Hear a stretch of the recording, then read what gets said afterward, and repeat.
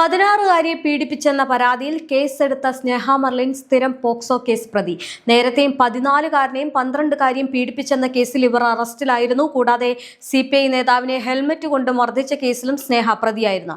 വീട്ടിൽ ഉറങ്ങിക്കിടന്ന 16-കാരിയെ പീഡിപ്പിച്ചെന്ന പരാതിയിലാണ് ഇത്തവണ സ്നേഹ മെർലിൻ എന്ന 25-കാരിക്കെതിരെ മേൽപ്പറമ്പ് പോലീസ് കേസെടുത്തത്. പോക്സോ പ്രകാരമാണ് കേസെടുത്തത്. പീഡനത്തിനിരയായ പെൺകുട്ടിയുടെ മാതാവിന്റെ സുഹൃത്താണ് സ്നേഹ മെർലിൻ. ഇവരുടെ വീട്ടിലെത്തിയ സമയത്താണ് പ്രതി പെൺകുട്ടിയെ പീഡിപ്പിച്ചത് എന്നാണ് പരാതി.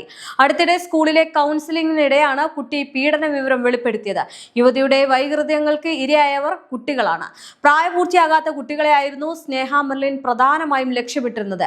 ചെറു സമ്മാനങ്ങൾ നൽകിയും സ്വകാര്യ ദൃശ്യങ്ങൾ പകർത്തി അവ കാണിച്ച് ഭീഷണിപ്പെടുത്തിയുമായിരുന്നു ഇവർ കുട്ടികളെ ചൂഷണം ചെയ്തിരുന്നത്. കഴിഞ്ഞ വർഷമാണ് കണ്ണൂരിൽ 12-കാരി പീഡിപ്പിച്ചെന്ന കേസിൽ ഇവരെ പോലീസ് പോക്സോ കേസിൽ അറസ്റ്റ് ചെയ്യുന്നത്. സ്കൂളിൽ വെച്ച് പെൺകുട്ടിയുടെ ബാഗ് പരിശോധിച്ചതാണ് സംഭവം പുറത്തു വരാൻ കാരണം.